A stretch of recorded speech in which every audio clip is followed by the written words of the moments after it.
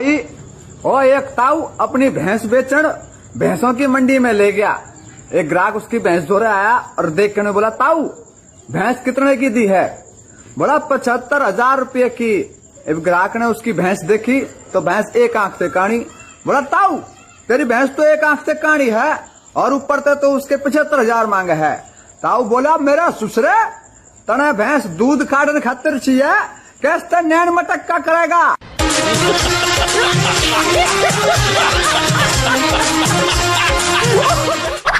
खुद की जान खतरे में डालना, शादी करना, आ बैल मुझे मार, पत्नी से पंगा लेना, दीवार से सर फोड़ना, पत्नी को समझाना, 4 दिन की चांदनी फिर अंधेरी रात, पत्नी का मायके से वापस आना, दुश्मनी निभाना, दोस्तों की शादी करवाना, पाप की सजा मिलना, शादी हो जाना, ओखली में सिर देना, शादी के लिए हाँ करना, शादी के फोटो देखना, गलती का पछताना, शादी करना, बिना अपराधी सजा पाना।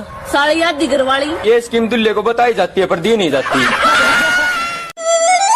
एक आदमी शराब पीकर घर गया और सोते सोते भगवान को प्यारा हो गया। ऊपर जाकर उसने भगवान से जीने का दूसरा चांस मांगा। भगवान ने उसे मुर्गी बनाकर भेज दिया। मुर्गी बनकर उसने एक अंडा दिया। उसने जैसे ही अंडे को देखा उसके होश उड़ गए। भाई साहब, अंडा सोने का था। खुशी से उसने जोर लगाया और एक और अंडा दिया और वो भी सोने का था। उसने तीसरा अंडा देने के लिए फिर से जोर लगाया तो उसके सर पर किसी ने झाड़ू मारी। जब उसने आंखें खोली और ऊपर देखा तो उसकी बीवी चिल्ला रही थी, अरे उठ जा बेवड़े, क्यों बिस्तर पर टट्टी किए जा रहा है? अगर जिंदा बचा तो अपने बाप को हॉस्पिटल लेकर जाना। मैंने तुझसे कहा था ना, इस खेल में दम की जरूरत होती है। अगर दम है तो ये खेल जीत कर दिखा। घर की सफाई करेगा तू? पूरा साफ कर दूंगा। चोरी वोरी नहीं, वरना पुलिस में डाल दूंगी तुझे। अच्छे से काम करेगा ना तो 20 रुपए दूंगी मैं तुझे दिन का। 25 रुपए कर दो ना, मेरी दारू की बाटली भी आ जाएगी। कर दो।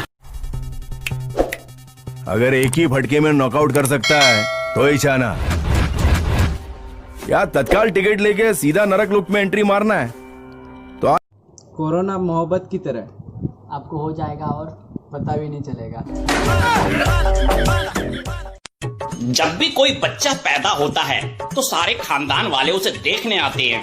बच्चे का बाप बेटे को गोद में उठाकर बोलता है, मेरे बेटे का चेहरा तो मेरे पे गया है।